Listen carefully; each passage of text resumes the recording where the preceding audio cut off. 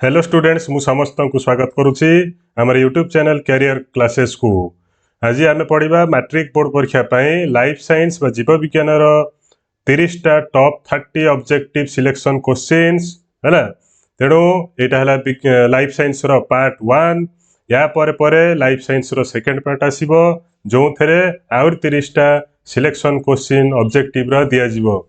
तेणु तुम मैंने कौन कर वीडियो को लाइक करो एवं चैनल को सब्सक्राइब करो एवं चलो देखिबा क्वेश्चन कौन कौन रही। तेणु प्रथम क्वेश्चन आड़ को जीवा। प्रथम क्वेश्चन कौन अच्छी देख। क्वेश्चन नंबर 1 अच्छी अनुवंश विज्ञान जनक किए। तार आंसर हूँ ग्रेगर मेंडल है। ग्रेगर मेंडल है। ये सब आंसर भी लिखाई क्वेश्चन सांगे आंसर दिखाई। तेणु कौन असुविधा हम ना।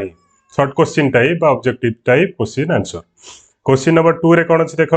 मेंडेल तांकर संकरीकरण परीक्षा रे केते जोड़ा विकल्पी कारक बाछि थिले है। केते जोड़ा 7 जोड़ा विकल्पी कारक बाछि थिले।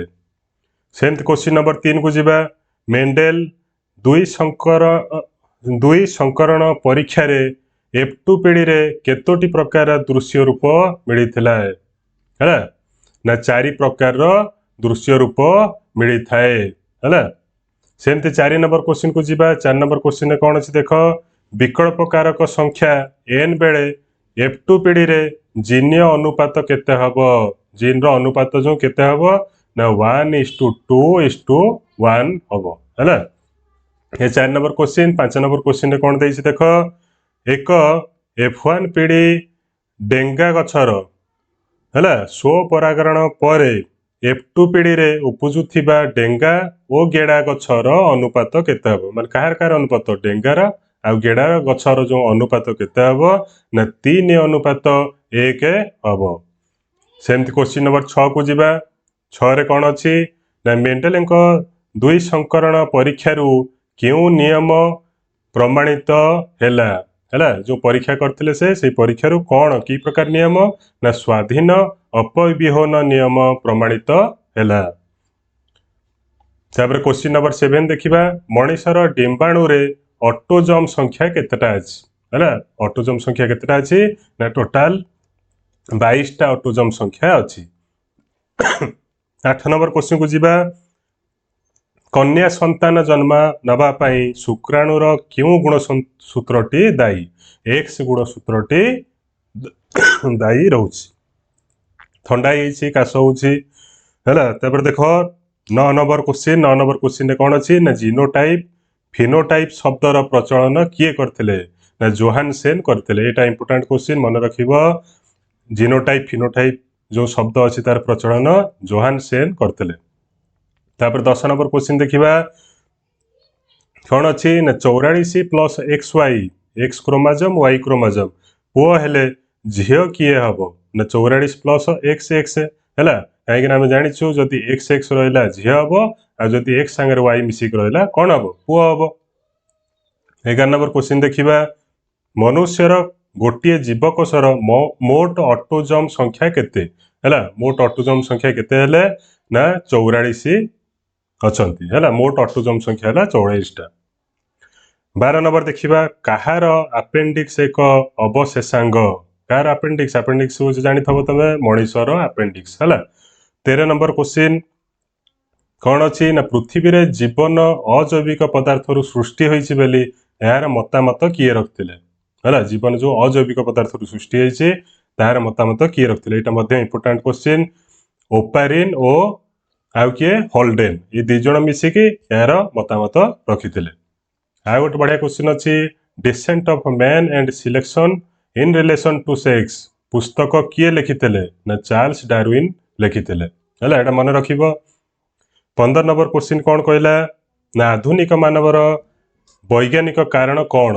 आधुनिक मानवर वैज्ञानिक नाम कौन। नाम कौन अच्छे आमर आम जो आधुनिक मानव होइछु तार नाम कौन ना होमो सापियंस। 16 नंबर देखिबा।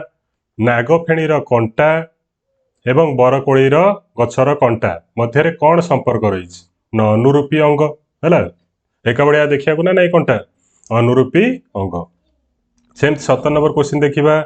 मेरुदंडी भ्रूण रे थिबा है नोटोकॉर्ड रो पूर्ण विकास हेले ता स्थान रे कहार विकास घटे ना मेरुदंडर विकास घटे है 8 नंबर देखिबा 8 नंबर एटा ही परीक्षा प्राय समय पड़े गोबर गैस रो मुख्य उपादान कौन अच्छी एटा समस्त जानी थे प्राय मिथेन गोबर गैस रो मुख्य उपादान अच्छी सेमती 19 नंबर देखिबा कौन अच्छी ना क्यों प्रकार कोयला रु अधिक शक्ति मिले तुम जानिछ सबुठू अधिका शक्तिशाली कोयला किए ना आंथ्रासाइट तीनटा प्रकार अच्छी पीट लिग्नाइट एवं आंथ्रासाइट तेणु आंथ्रासाइट होची सर्वोत्कृष्ट कोयला एवं सेथुरु अधिक शक्ति मिले तापर नेक्स्ट क्वेश्चन जीवा 20 नंबर क्वेश्चन कौन अच्छी अम्लवृष्टि पई क्यों गैस दायी कौन गैसटा दायी अम्लवृष्टि पई ना NO2 बा नाइट्रोजन डाइऑक्साइड आ गोटे कौन ना सल्फर डाइऑक्साइड SO2 है जदि क्वेश्चन गुड़ा भल लगुव वीडियो को लाइक करिवो एवं चैनल को सब्सक्राइब करिवो 21 नंबर क्वेश्चन देखिबा मोमबत्ती जलिले क्यों शक्ति को रूपांतरित होता है मोमबत्ती जलुची तेणु कौ शक्ति ना रासायनिक शक्ति ताप शक्ति को कौन हो परिवर्तन होउची तापर देखिबा कौन अच्छी 22 नंबर पवन कलर प्रलेपर व्यास केते मीटर हवा भल माने पवन कल जो होउची तार व्यास केते मीटर हवा भल ना 6 मीटर हेले भल हम आदर्श पवन कल हो पार 23 नंबर देख कौन अच्छी ना निर्मल मेघमुक्त आकाश रे प्रतिदिन प्राय केते सौर शक्ति मिलता है जिते मेघ मेघाच्छी मेघ मुक्त थी सॉरी मेघ मुक्त आकाश रे सौर शक्ति जो मिलूँ केते ना 4 रु 7 किलोवाट पर आवर मिलूँ आमर केते सौर शक्ति मिलूँ 4 रु 7 सेमती 24 नंबर क्वेश्चन देखिबा कौन अच्छी ना सौर चूलार प्रतिफलन क्यों धातु रे निर्मित जो प्रतिफलक आमर तैयारी होची सौर चूलार कोथरे तैयारी ना एल्युमिनियम रे तैयारी सेमती आर्सेनिक रो योज्यता केते ना आर्सेनिक रो योज्यता होची 5 एडा मन रखिबो तापर 26 नंबर क्वेश्चन कौन आसिला ना सिलिकॉन स्फटिक रे कौन मिसाइले एन प्रकार सिलिकॉन सृष्टि हुए मन रखिबो एटा इंपोर्टेंट क्वेश्चन सिलिकॉन स्फटिक रे कौन मिसाइले एन प्रकार सिलिकॉन सृष्टि हुए ना आर्सेनिक मिसाइले हला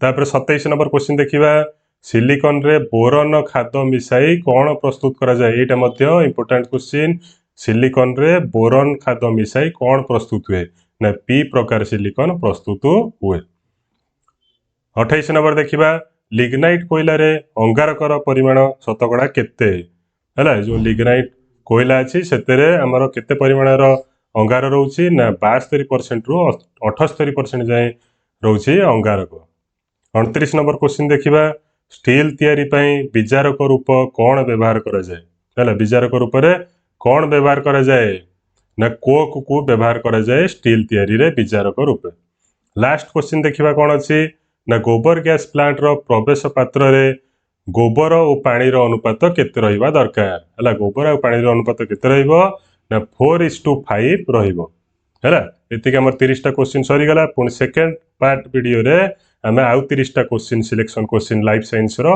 ऑब्जेक्टिव रो आनिके आसु तो धन्यवाद वीडियो को लाइक करिवो एवं चैनल को सब्सक्राइब करिवो।